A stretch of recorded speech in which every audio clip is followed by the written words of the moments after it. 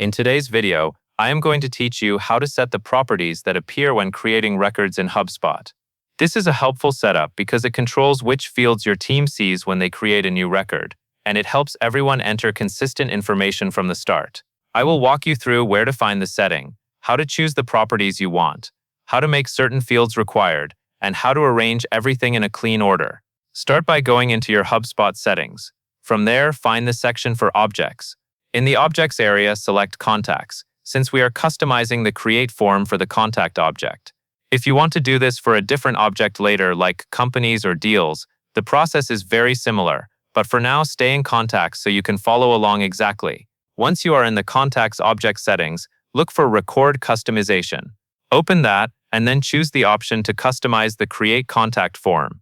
This is the form that appears whenever someone clicks to create a new contact, so changes here will directly affect data entry for your team. Next, go to the left sidebar and click Add Properties. You will see a list of available fields. Check the boxes next to the properties you want to appear on the Create form.